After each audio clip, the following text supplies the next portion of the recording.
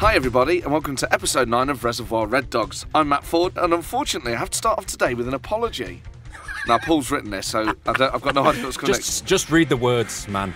Something quite alarming has been brought to my attention by my terribly handsome co-presenter that needs addressing. My current levels of nihilistic overexposure. It seems that we stand at the threshold of public tolerance when it comes to the numerous podcasts, Unspun, Unspun XL, Unspun XXL, the cheese years, the many, many panel shows, the endless radio promo, and generally just seeing me out and about on the street and that. Therefore, it's regret that I've delayed the production of the Matt Ford action figure, sausage roll not included, until my profile level subsides to that of a mere deity. I apologise unreservedly for being all up in your grill at the minute, but as soon as I make a couple of grand I'm out of here, you have my word. What have you done? What do you reckon? Yeah, yeah. I mean, it's not over. Oh God. Okay. Where's my bit? Hi, and I'm Paul McGregor. Welcome back, everyone. Matthew is everywhere right now, yes, but it is true. Is it annoying? A little? Does he spend too long in the mirror for a man in his condition? Probably. Oh, mate. I know, I do apologise, but we've got to do it, haven't we? Yeah. I ask you, does he get home of an evening, stand in the centre of his vast lounge, load up every one of his 312 weekly appearances into his numerous media devices, point them inward and blast himself into a euphoric eternal feedback of self-love, usually reserved for the likes of Robbie Williams and Nigel Jemson? God, I hope so. But answer me this. I ask you to remember a time when there wasn't a Matt Ford on absolutely everything. Adverts, billboards and that. Remember? TV, radio and the internet were just a big old blob of nothingness. Just like the nothingness before you were born. Oof. Were they better times? I think not. I say bring on that endless enthusiasm for the insignificant, that endearing constant giggle whilst our guest is speaking, that thing he can do without using his hands. I, for one, can't get enough. I've seen the light. I love you, Matthew Ford. Oh, I love you too, Paul. Oh, my word. And scene. Oh, my word. It's so dramatic. It was, wasn't it? I felt like that last night. Mastery of the English language. I know. Well, welcome to the show. Welcome, and you too. We're all welcome. You're welcome, the listener. How are you feeling, Matthew? I feel very good. I feel fresh. Do you? I feel alive. I do, indeed. I have to say, for the viewers, you're not looking at for the listeners. Sorry. How am I not looking at? Look a bit ropey. Yeah, it looked like someone's had a foot pump into your face. A big night. A big night. Yeah. But I can still work. Well, let's find out. Be the judge of that. Let's hold it together for as long as possible. Indeed, welcome to episode 9 of Reservoir Red Dogs. As always, you can email the show rrd1865@outlook.com, and you can follow us on Twitter @rrd1865. We make this for you. If you could, in return, leave us an iTunes review and share this widely on social media, that is all we ask in return.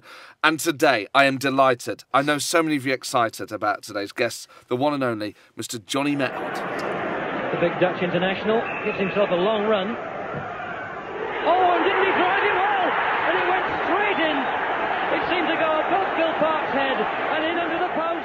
Johnny, welcome to the show. Good morning. Thank you. Morning, Johnny. I mean, we have to start talking about that goal because that is what everyone, I mean, it probably does your head in to an extent that you're remembered for one particular Nothing wrong with that. It is, I mean, arguably, maybe not the most famous goal. It is one of the most famous goals in Forest's history. The long-range free kick against West Ham, the way the ball rises and is probably still rising out there somewhere now. Do you remember much about that specific moment? Well, the only thing you've got to do, and I concentrated on, was trying to keep it low. Because, normally you blast it over the goal and over the stand and, it couldn't go in the Trent because that was the other side, but... into the houses, into somebody's bedroom or lounge or something like that. So that was the main thing I tried to do. Try to keep it low. And as soon as I hit the ball, I knew I hit, because if you don't feel you've hit it, then you've hit it properly. So that's, that was the feeling. I mean, I didn't know that it was going to go in, but I knew that I hit it sweetly and there wasn't any way I could have hit it better. It's the way the ball moves is unlike any other goal I've ever seen. There is a sort of, it seems to dip and then rise. Yeah. Was that a deliberate technique, or is it just you hit it perfectly? Yeah, just hit it perfectly. And I think, more than anything, I think the sheer pace of it, that's what got Phil Parks. For me, it's the audacity of putting the ball down, looking at the goal and thinking, I'm going to paste this from this distance and I've got half a chance with this. It's just incredible. And like you say, it's like the Roberto Carlos one. It just defies. Yes. No, I've never seen a goal like it before. Were you then trying to recreate that every time you got a free kick? No, because you got to be sensible. You got to, you can do it once, and then people might say you're lucky. But there was a sheer expectation every time we got a sort of a free kick, round about the box or 25 yards or 30 yards out. But I mean, you've got to be sensible about it, and if you curl it like the Manchester United one or the Villa one, yes, that's a different sort of a free kick. But this one was basically a blast, and like Houston, here we come. It seems to go through. It seems to go through the wall. Did they move out of the way because of how hard it was, or did you just find a hole? I can't remember, but I think I went over the wall or through the wall. Yeah, but the main thing was, to keep it low, and I think it hit the underside of the bar slightly, and obviously the thing that might have influenced is even more the £100 that I gave Phil Parkes. Is it the moment that most Forest fans talk to you about? Yes, yeah, they do, without a shadow of a doubt. The funny story is, I don't think it was ever going to be on telly, but the only reason it was on telly, because it was a midweek game in April, was because West Ham was still in with a shout of winning the league. And they had 3 games in hand. And if they would have won the 3 games, then they would have, had a really good chance to win the league. So that was, I think, the second game that they had in hand. So that's why it was on telly. It's interesting that, actually. It's something I've never really thought of, but these days, every game is recorded in some form or another in terms of video. Players can watch every goal they've ever scored. In those days, you could conceivably score a great goal in a game and never actually be able to watch it back. No, you just had to be lucky that it was on either with, what was his name, Brian Moore, was it? Yeah. The one... Barry Davies. And there was, there was one or two, match, yeah. Highlights. And then on the BBC there was 1 or 2, and that was it. Greavesy and Ian St John. Oh, saying Greavesy. Brilliant. But Match of the Day was literally a match of the day, wasn't it? It's incredible to think. I mean, there must be so much of a thrill being a footballer anyway and doing it in a stadium. Was it more exciting if the cameras were there? I always thought, for me, the most exciting thing was when the floodlights were on. Yes. When you were driving towards the ground and the floodlights were already on, and that just sparked something in you where you you really wanted to have a go, and whether it was live on telly or not, didn't even come into it. Not for me anyway. It was just the fact that you saw a lot of people walking towards the ground. Yeah, the floodlights were there, and that was the sort of the magic that it had on a normal.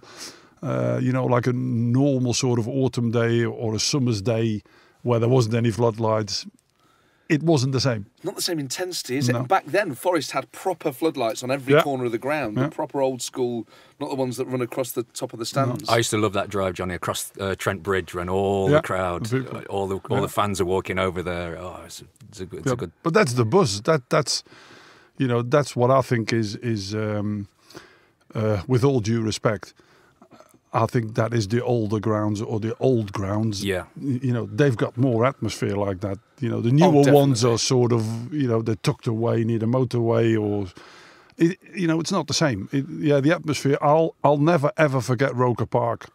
The Roker roar was absolutely, it was the wind howling. It was the crowd behind the goal. It was absolutely magnificent. And nowadays you've got the new stadiums. It's all, it looks $1 million, but atmosphere-wise, I don't think it's the same. No, I totally agree. I wonder, Paul, because you played, obviously, Forest in the Premier League, but those European nights, and obviously we talk about the Lyon game, I still can't believe that I know you. And that sounds so strange.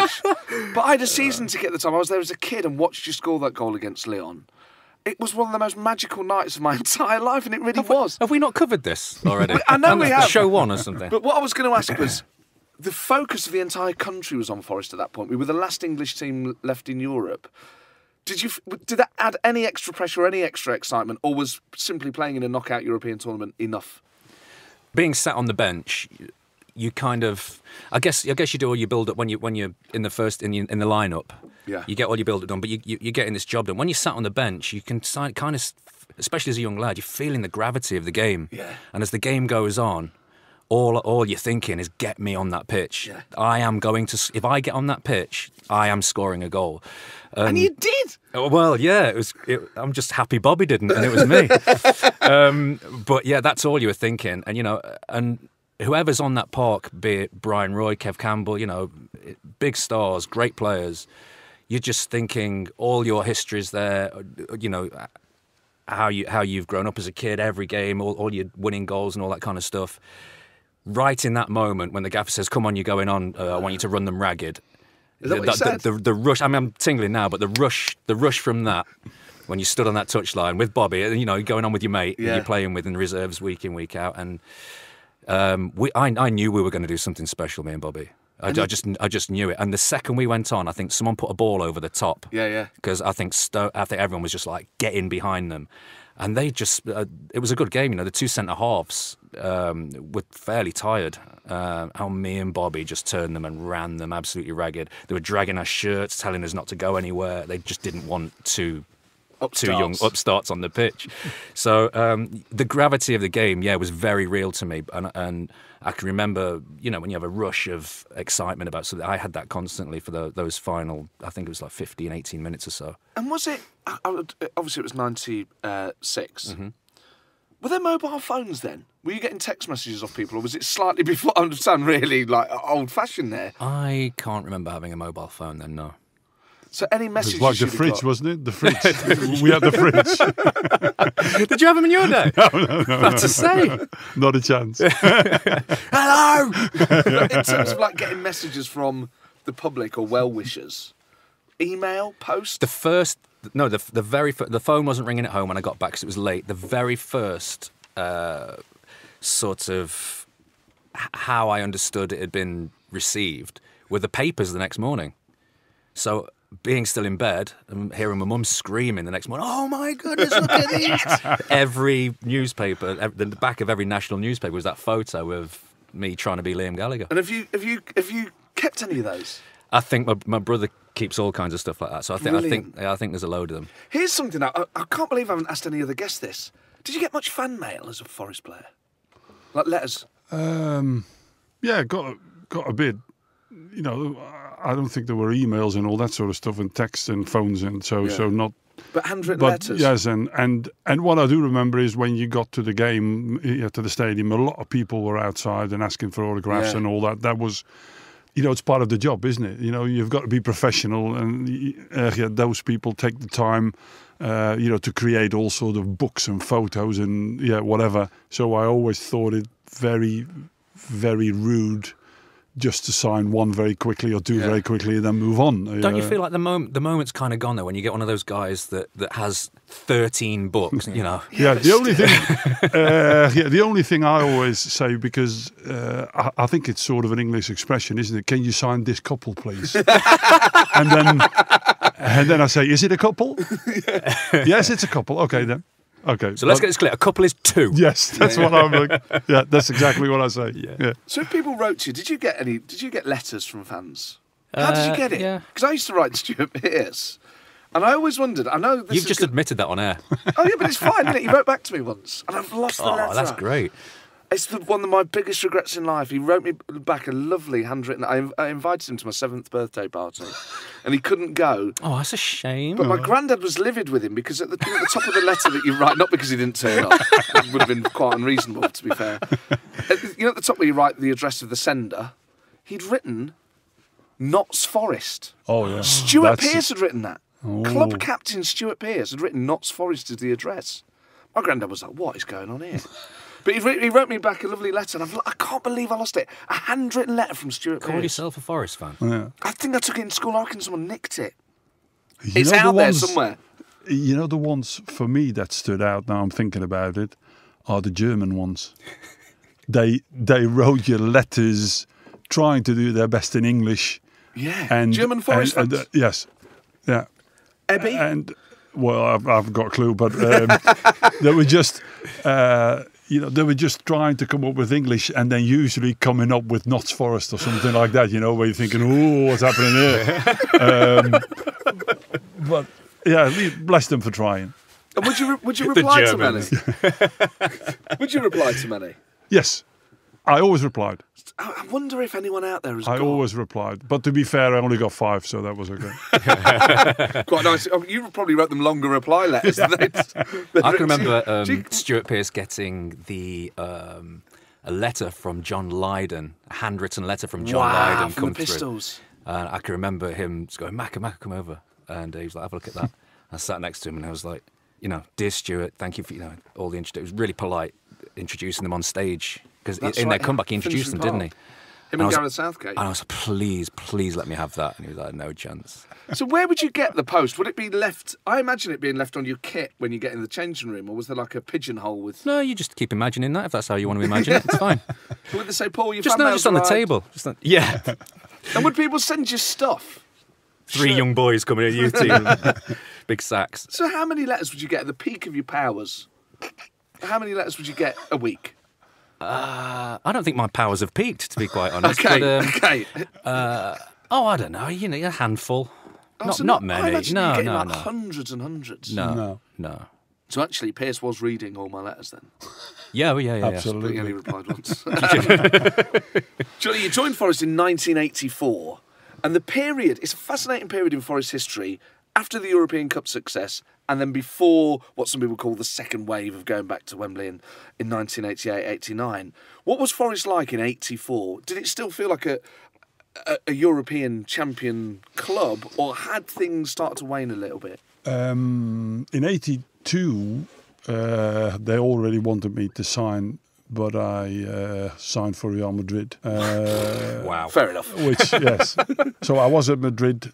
Then when things didn't work out in Madrid, because you were only allowed 2 foreigners and we had 3 because they signed Valdano and Stieleke was already there. And I just wanted to play. So I said, well, they were still interested.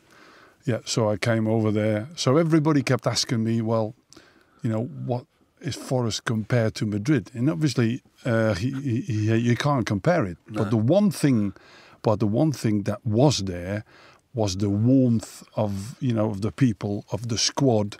For me, Real Madrid was my first experience after having been with AZ Alkmaar, which was a regional club, a bit similar to Forest. Good camaraderie and a really good atmosphere. Everybody, fighting for it. And at Madrid, it was so unbelievably, professional. Yeah. Like there were 3 players for 1 position, and you had to be careful in training, because they would have a go with you, because they knew that you were playing and they wanted to play. And one of, the things they could do to try and make them play is one way or another get you injured. Don't want to say that they kick lumps out of you, but they would just try and having a go. And then obviously going back to Forest, which was sort of very comparable for me with AZ Alkmaar. That was magnificent, and I just liked the simplicity of it, the no nonsense, the having to walk along the Trent to the training ground, which you couldn't probably even call a training ground because it was, it was like 2.5 pitches somewhere. The field, the field, and it was, but it had, it had something that it made me go back to when you started playing football and you went in the park and so very simple but very warm and a very good atmosphere and really good camaraderie. I remember that on a Friday after the training we always had to go into the boardroom to wait for the gaffer. And then usually we had to wait for 45 minutes and then within 10 seconds, we could leave. But then afterwards, all of them went sort of the same way. And I thought, they don't live all in, for example, West Bridgeford, so where are they going? So after a couple of weeks, I asked Ian Bowie, and I said, what are you doing? Where you go? Well, we go to a cafe, have a cup of tea and like a chip butty and all. And so that was my first introduction to proper English food.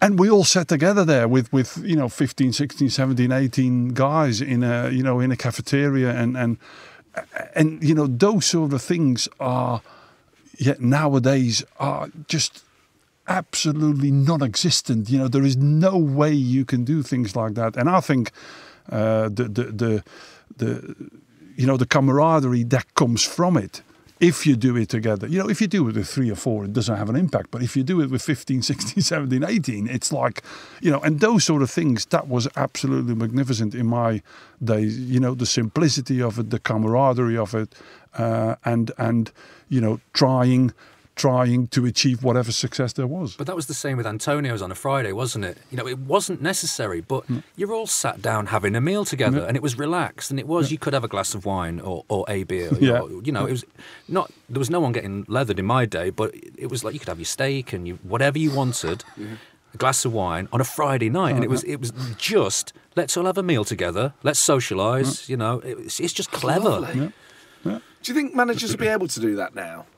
Would they be able to force players to... I just think you can't do it anymore. And not because it's not right or it's, you know, it's not a good thing, because I still think it's a good thing. But, you know, with social media and with everything, I mean, you know, you can see it happening on social media, you know, just taking pictures of a pint of beer and, you know, saying, well, this is the 6th or 7th or whatever it is. And, you know, they just make up stories, and anything that happens is on your doorstep, isn't it? It's not far away anymore, and it's, you know, you can do things for the right reasons, but people might interpret it completely different way. You'd have to be careful. Forest were going through a period of change when you joined the club. Who were the big characters? Who were your friends in the dressing room when you first arrived? Well, I probably didn't have any friends. No,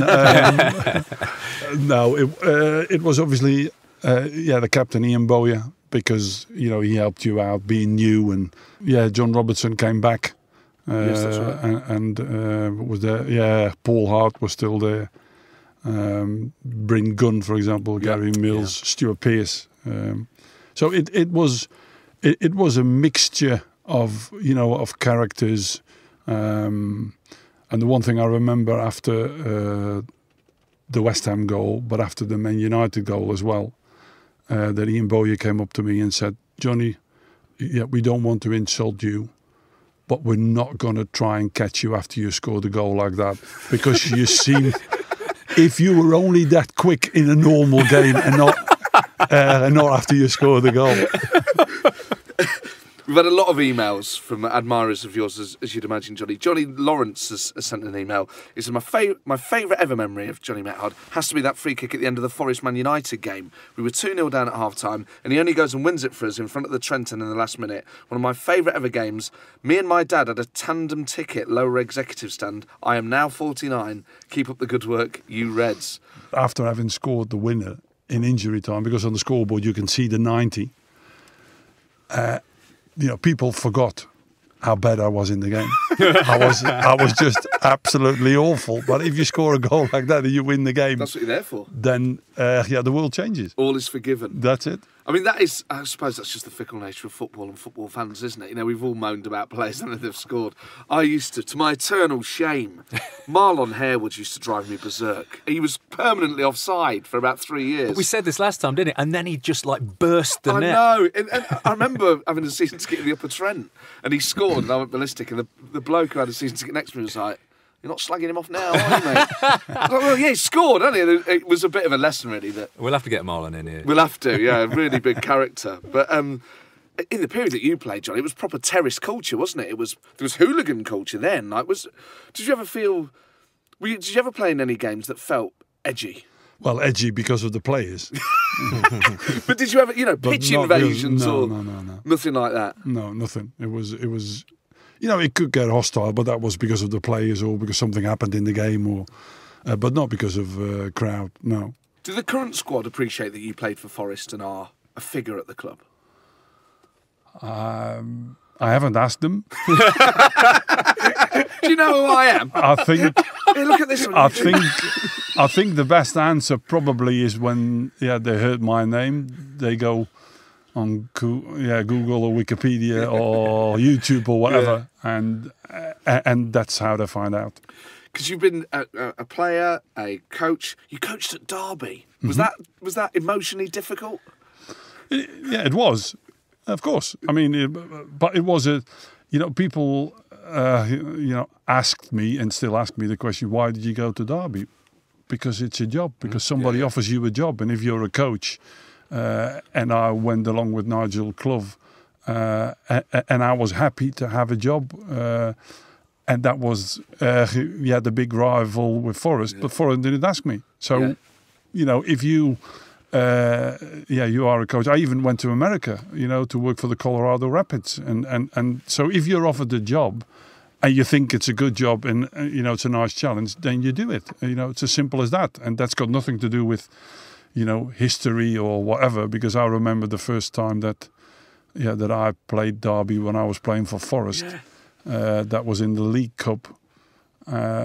And I thought, where the heck are we playing? The baseball ground? What was that? So it was one of those things where, you're offered a job, and you try and do the best you can. What's more intense, an El Clasico or Forest Derby?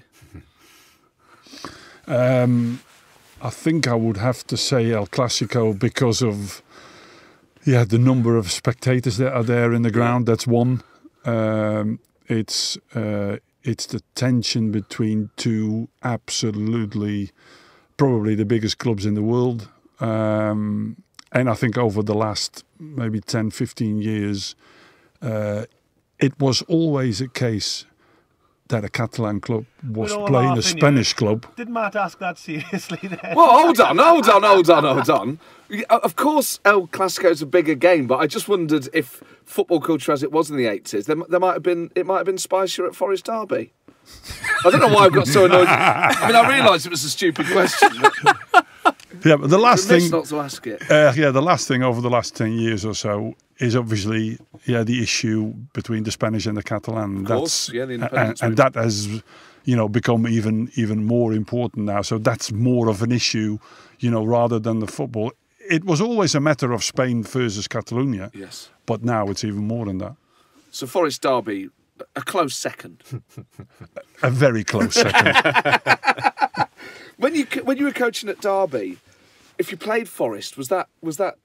Did you have any divided loyalty, or is that a fan's perspective? Not realistic. It was a strange feeling. Yeah, it was a strange feeling because my daughter, my eldest daughter, who's now the mum of 3 of my grandkids, she was actually born in the City Hospital, and so there's always been a connection with Nottingham, and even when I worked for Derby, if they came, then they always at least one day went out to Nottingham to go shopping and to be in the city centre. So the connection has always been there, and obviously my connection with playing there and then coming there with Derby, which is a huge game, that was always a special feeling. I even remember once that I got sent to the stand, and you can imagine. No way. And you can imagine what all the Forest fans were shouting. Oh my word. Was it? I mean, obviously Forest fans have always loved you anyway, so I imagine, I hope some of that would have been tempered with respect. But was that intimidating at all? Yeah, it was. It was. It's like you're trying to be as cool and as calm as you can. Yeah. But I mean, inside it's a huge thing, because I said that game, the League Cup game that we played, and that was a huge, massive game. And then, being a coach is, I think, slightly worse, because you can't do anything directly. As a player, you can influence the game. As a coach, you can't. You can try whatever you can, but it's up to the players. And then, so you're trying to keep as calm as you can, but obviously. On that one occasion, it didn't happen. Whenever I think of managers getting sent to the stands, I just always picture Wenger at Old Trafford, and that brilliant shot of him just sort of stood there, and they're all around him. It's so pantomime. What strikes me about that footage actually is that Wenger doesn't look like he's under any threat. It doesn't feel, it's not too abusive. But back then, that would have been actually. I think they should have a seat, like a specific seat, that's like a naughty step. Yeah, like a naughty seat that's a little bit funny. There's like a couple of arrows pointing at it or something. Really make a point of him. You should. I think they should. That's an innovation we could perhaps. That's our contribution to what we should do at Forest. So when you were at Forest, Johnny, you said, you'd go for your chip butties, you'd have dinners on Friday night. Where were your haunts out in Nottingham? Was there much of a drinking culture then, and what were your favourite places? There was absolutely a drinking culture, but not for me.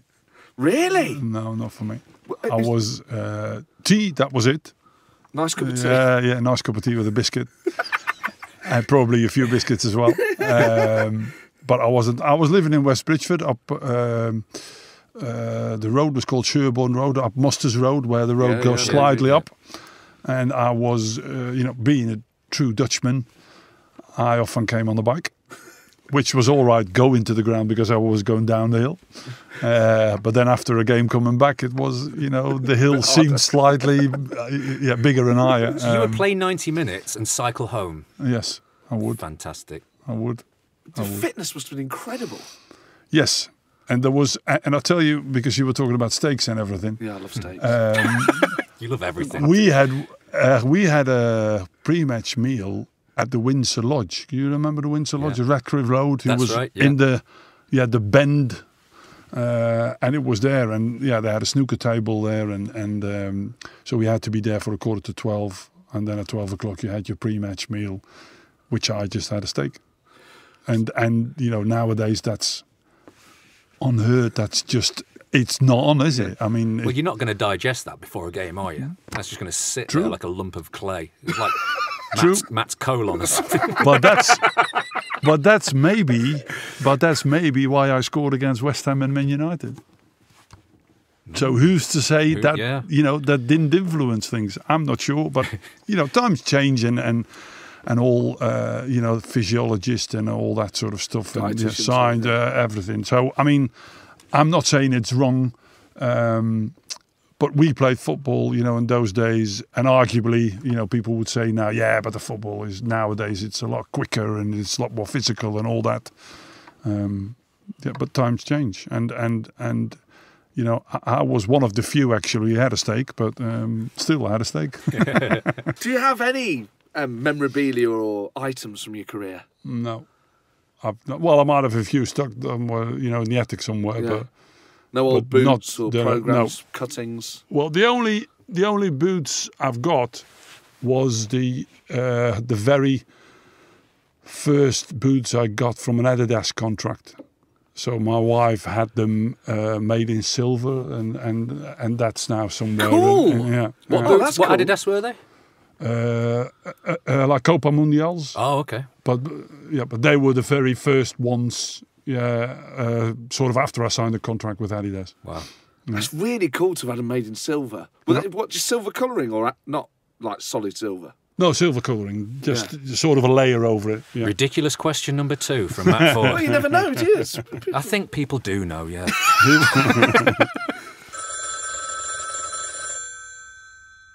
Time now for Fan on the Phone. This week's Fan on the Phone is a voice you may recognise from Absolute Radio and various other media outlets. Matt Dyson. Matt, welcome to the show. Hello, it's great to be invited on. How are you guys? How you doing, Matt? We're good, thank you. Excellent stuff, excellent. Matt, as always, it's Paul McGregor and I, and this week we're joined by Johnny Metgod. What are your memories of Johnny? Oh, Johnny Metgod was a beast of a man. He still is. Huge. Absolutely huge. Those Adidas kits with Skoll on, the Skoll-sponsored Adidas kits of the mid-'80s were legendary, and no one wore them better than Mr. Metgod. Those long-range drives along the ground, some amazing goals he scored when he was at Forest, and he was an excellent player. What was your first Forest game you went to? Well, I was just thinking, actually, because I think Johnny may have been playing in it, because it was 1986. I was about 9 years old, in the junior Reds section of the main stand, and I think it was against Sheffield Wednesday, and Gary Birtles played and scored. So that's how far back we're going. But it was amazing, excellent day. Johnny, any vague recollections of Forest Sheffield Wednesday in 1986? No, not of that one, but I also played Sheffield Wednesday when they won promotion in my first ever game for Forest. Oh, really? Wow. Yeah, that was at amazing. Hillsborough. We lost 3-0, and I got an absolute stiff neck. That was my first taste of English football, and that was an absolute nightmare because the ball was more in the air. and far more in the air than on the ground. It was horrendous. So, Matt, who was your first Forest idol? Weirdly, when I first went to that first game, I really loved Chris Fairclough in the mid-'80s, and I can't really remember why. It's just that he just seemed like a very nice man. But I mean, when I progressed from the junior red section in the main stand and went to the children's pen of the Trent end, right down the front, sort of executive stand side, Brian Clough stand side, that's where me and my brothers used to go down the front, while our dads would be a bit further back. And they were the best days of my life. You used to be able to get in the Trent end then for £1.75 a ticket. Can you imagine getting into a football match for £1.75? Bring it back. And then, I mean, obviously, then it was all the classics, wasn't it? It was Stuart Pearce coming over to celebrate with the Trent end. It was Neil Clough. Not Nigel Clough, obviously, and Neil Webb, of course, because I once drew a picture of Neil Webb and sent it to him. And he sent it back signed. I think I did ask him to sign it, and then he sent it back to me. It was lovely. Players used to get post back then. Have you still got it? If players still get post now. Oddly enough, you've touched on a lot of the things we have talked about, the skull kit and fan mail and things like that. Have you still got that Neil Webb picture? I don't think I have, you know. I sadly have not. I don't think so. I've still got in a box under my bed. I've still got the old Forest kit that McGregor used to wear back in the day. That was the one, that classic. With the black one. The black strips. Yeah, that one, that classic Umbro one. That's and also I have. I don't know if anyone remembers this. It was the 91 Cup final at Wembley. Yeah. Forest had a weird song called We Reign Supreme by this very strange band who I can't remember the name of quite. But I've still got that on cassette tape. And the cassette, if I'm right, the sort of sleeve is red and the FA Cup's on there in sort of a white, almost pen drawing. Dweeb. Is that right? Not a dweeb. I'll send you a picture. But it was an amazing song. I'm just trying to remember the name of the guys who sang it, because it was a very strange "We Are the Forest, We Reign Supreme." Do you remember the tune? Can you give us? Yeah, it was like it started off with like "Psycho, our leader, strong at the back. We base our football all out attack. It's on There's Spotify. no crybabies in our team." That was reference to Gaza, by the way. The referees all know we keep it clean. And then he goes into the chorus, which is "We are the Forest, we reign supreme." I think it was Jeff Blott and the Nottingham Boys. That's who it was, yeah. It was, actually, and it was a great version of that, by the way, Matt. Better than the original, which I haven't heard. Absolutely superb. Slightly ruined by our archivist here, Matt Appleby, and his Westmonders going, "I think it was Jeff Blott." Jeff Blott. Yes, that's it. Well, excellent knowledge there from the archivist. It was indeed. But yeah, we listened to that all the way in the car, all the way down to Wembley in the 91 Cup final. Not so much on the way back, but we did listen to it all the way down there. It was excellent. Paul will be embarrassed by this, but I always have to ask our fans of the phone, what are your memories of Paul McGregor in a Forest kit? Or indeed out of one? Weirdly, you know, when we were in the UEFA Cup, he was always a bit of an enigma, Paul McGregor, for me. Always fascinated by him as a character. And when he scored, I think it was against Leon when he scored in the UEFA Cup. I was in my first year at university in Scotland, in Stirling, and there was a little TV room in my hall of residence, right? And I was the only person watching Forest. I think it was the Lyon game. It may have been the Bayern Munich game. I can't quite remember. I'm fairly sure it was when McGregor scored. Yes. And I was the only person watching in this weird little dark TV room in a hall of residence in the middle of Scotland. And I was cheering my arse off. I'm happy I added a little bit of light into your dark little room. Well, it was lovely. I just regret never seeing Merck live, to be honest. And well, you didn't miss a lot. Let's be quite honest. The one gig that everyone wishes they were at, which is almost like, you know, not quite Nebworth, but it was the one at the Avery. Steve Chettle says that you kicked off and like trashed the place. Yeah, that's not the one. That was when things were going wrong. They were the dark years. They were the dark years. Let's talk about Disco 2 at Roxy when everyone was there. Oh yeah, that sounds like the legendary one. Matt, we'll have to get you back on it. What we should do is try and get Neil Webb. And then you should send in as close to as you can recreate the drawing that you did, and we'll get it signed. Well, I'll see if I can find it as well, because that'll be lovely. And Neil seems like... Is Neil still a postman? He was a postman for a while. I wonder if he still is. I'm not sure. But he was a great midfielder. Right. Really great. He was superb. Matt, it's been an absolute pleasure having you on, mate. Oh, man, I haven't even got around to... I've got so many more stories. Oh, go on, give us one. Go on. My Jason Lee and Asda story, but I'll do that next time. It's fine. When I served Jason Lee and Asda, I can't... You won't believe it when you hear it, but I'll say... Oh, you got to tell us. No, save it. I like the tension. Okay, give us like a trailer. I can't give you a trailer. All I can say is Hyson Green, Asda. I'm working on the checkouts. Jason Lee is then playing for Notts County at the time. Comes up to my till with his wife and 2 kids. I think there were 2 kids, and you will not believe what he purchased. That's what I can say. I love it. No, we can do something on Twitter. Relax, Matthew. Relax. Okay, I'll tell you what we'll do. We'll get you back on the next one, Matt, and you tell us. And what we'll do is people have to guess what he purchased. Yes. Oh, great. Okay, we'll come back to you next week. Loving your work on Unspun at the moment as well, Matt, obviously. And Johnny's I Believe in Miracles film is one of the best things I've ever seen in a cinema. Absolutely amazing. Went straight into my top 10 all-time films. So well put together. Thank you, mate. Gentlemen, appreciate that. Yeah, lovely. Like its maker. Johnny Owen, who's very well put together. Matt, an absolute pleasure. Cheers, mate. Cheers, Great Matt. to speak to you guys. So, let us know. Tweet us at RRD1865. What did Jason Lee buy in Hyson Green Asda? Do you remember? Do you want to hazard a guess, Johnny? I don't want to go there. Yeah, I was going to say a pineapple. I don't want to go there. Too obvious. Pineapple's too obvious. Yeah, you're not allowed to say on Twitter it's a pineapple. It's just not on. Yeah, automatic disqualification. Yeah. For any pineapple-related products. Yeah, no chunks. Pineapple chunks. No rings. No pizza.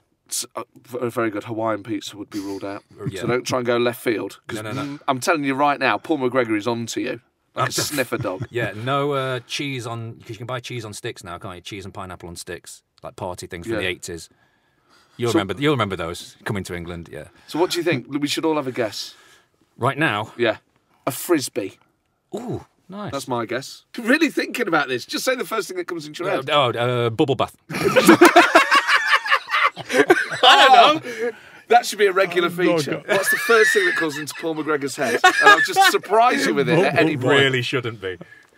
Johnny, would you like to hazard a guess what Jason Lee was I've buying? not got a clue. And I said, I don't want to go there with No, the one that is the obvious one. Okay, so it's either bubble bath or Frisbee or something else. Tweet us at RRD1865. Or both. Imagine that night. Imagine if we're right. Oh, mate. People are going to think we've got powers. I should have asked you this far earlier, Johnny, but as well as your own personal wonderful career, you played alongside some true greats, including Johan Cruyff. He was a player that, it's very, well, I think it's very important in football, and even more now, is if you know what you're going to do even before you get the ball. Yes. And he was the one that he knew that.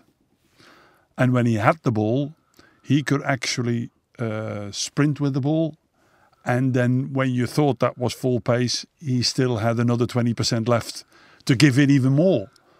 So in other words, every time a defender got near him, thought that he was there, and then still he could, just have a little bit of a burst of pace even more. And his awareness and his skills, his technique. I sometimes even thought it would be impossible to play with him because, he expected you more or less to be at the same level that way he was. And, I don't think there were too many people at the same level where he was. Very few players have ever invented a move. And the Cruyff turn, even to this day, is still one of the... I invented a few on the Black Orchid. Did you have dance moves? I don't dance, mate. I do not dance. Too cool to dance? Yeah. So what would you do? Just stand at the side of the bar? We've gone from Johan Cruyff to my leaning against the bar in the Black Orchid, which I rarely went to. Is that what you did, leaning against the bar? It was Rock City, but yeah. Rock City. So who would be in there? You, Bobby Howe? No, Bobby would be sharking in Ritz's or something like that. I used to go to Rock City on my own with my mates, schoolmates. Okay. I was into weird music, weirdo music, with my weird hair. What sort of music were you into, John? Seamless. Not a lot. Mainly Dutch. which obviously doesn't Golden make earring. Got to be golden earring, Johnny. That's the golden Dutch earring. band. That's the one. Yeah, that's the one. That's golden what my earring. move was called, actually. That's the Dutch band. Good Golden man. earring. That's the one. Right, Yeah. can we go back to Cruyff? 'Cause Cruyff, that was something. Cruyff turn. I mean, it's one of those things that because I didn't grow up at the time, you take for granted just that it's a way that footballers play. The first time he did it, it was revolutionary, wasn't it? It was That was a defender is surprise. still going. Yeah, but it was like he had a sort of an elegance, and Yes. and whatever he did, it didn't seem to when you see people really having a go, and you can see in their faces and their whole body, and it always looked effortless. Yes. It always looked so natural and so smooth and everything. And Had you ever seen him do it in training? Was it something that he'd worked on and was waiting to I played do a on the couple of biggest stage? times with him in the national team. I joined the national team in November '78, so just after the World Cup in Argentina.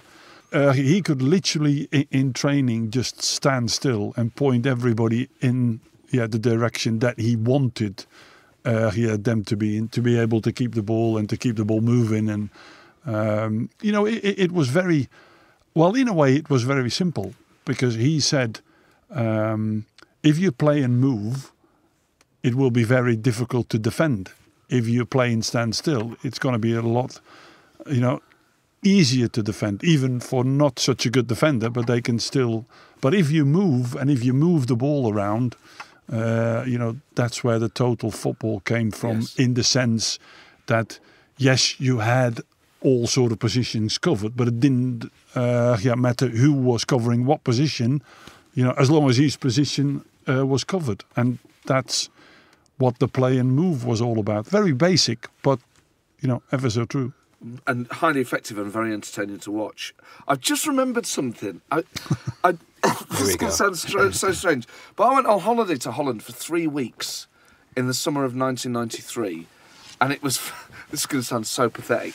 It was like a holiday for disadvantaged kids who could go and stay with a family in Holland. And why were you disadvantaged?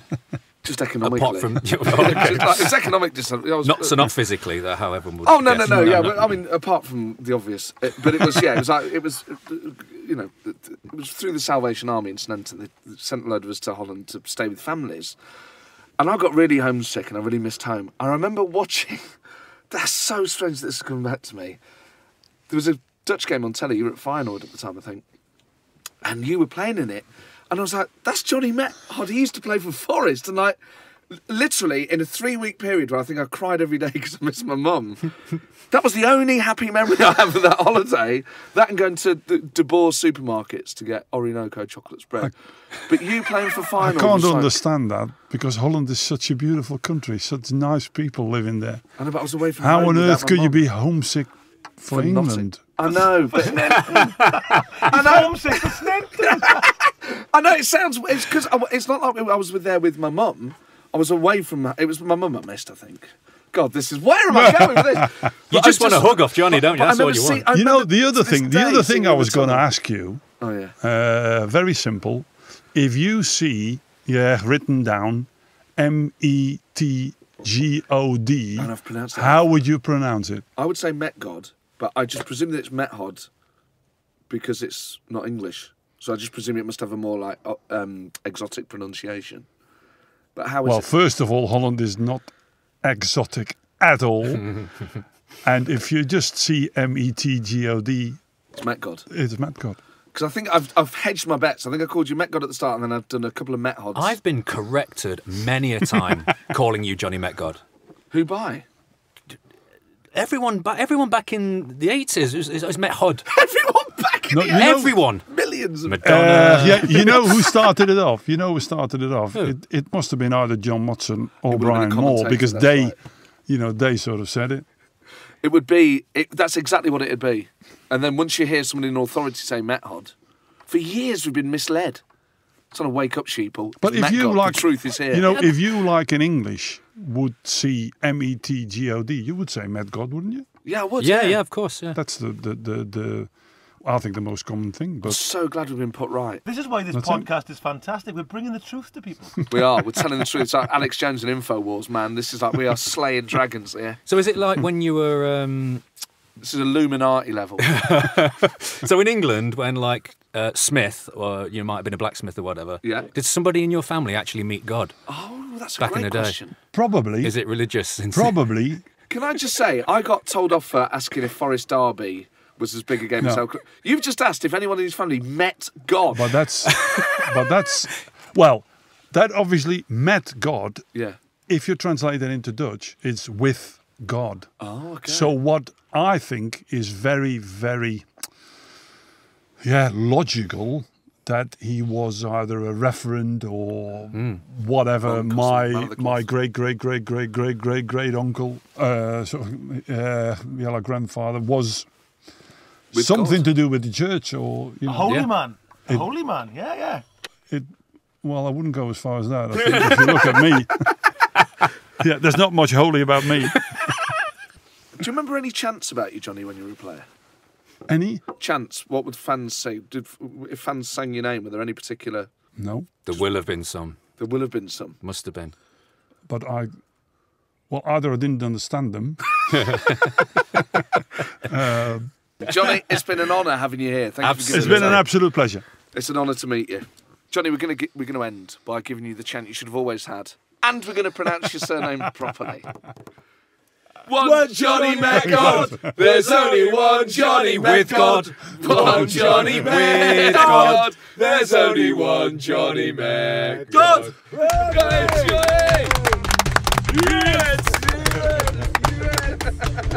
Finally. You're welcome, Dave. After so many years.